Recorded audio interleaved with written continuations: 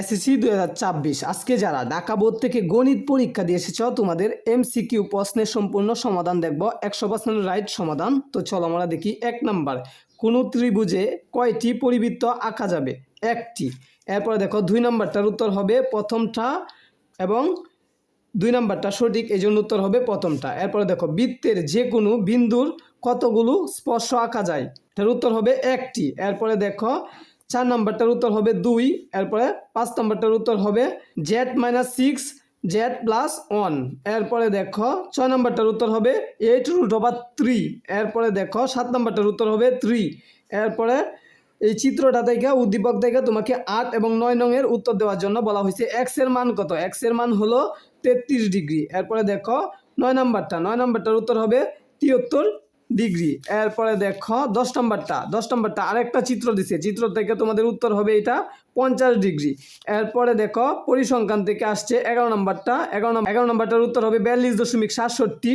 হ্যাঁ, উপাত্তের প্রচুরক। এরপরে 12 নাম্বারটার উত্তর হবে x এর মান কত? x এর মান সমান a square plus b square divided by ab।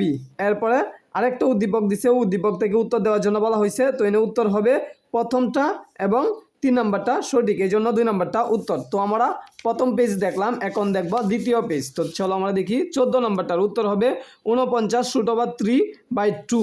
এরপরে দেখো 15 নাম্বারটা হবে 0 আনসার। এরপরে দেখো 16 নাম্বারটা উত্তর হবে 37 ডিগ্রি। 17 নাম্বারটা হবে 7। এরপরে দেখো 18 নাম্বারটা হবে 6। এরপরে দেখো 19 নাম্বারটা হবে সমদ্বিবাহু। এরপরে 20 নাম্বারটা হবে 4।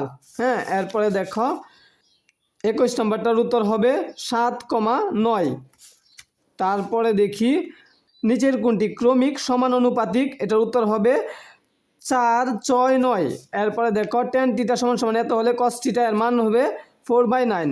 আচ্ছা, এরপরে 24 নাম্বারটার উত্তর হবে 4 নাম্বারটা, তিনটা সঠিক। এরপরে 25 নাম্বারটার উত্তর হবে কত পার্সেন্ট? 19%। এরপরে 26 নাম্বারটার উত্তর হবে 3 নাম্বারটা। 27 নাম্বারটার উত্তর হবে 2 নাম্বারটা সমান। এরপরে 28 নাম্বারটার উত্তর হবে 44। এরপরে দেখো 29 নাম্বারটার উত্তর হবে 252। এরপরে 30 নাম্বারটার উত্তর হবে 10 সেন্টিমিটার। তো আশা করি তোমরা 30টা মিলানোর পরে কমেন্ট বক্সে জানিয়ে দিবা কার কয়টি সমাধান হয়েছে। তো সকলকে ধন্যবাদ ভিডিওটি দেখার জন্য।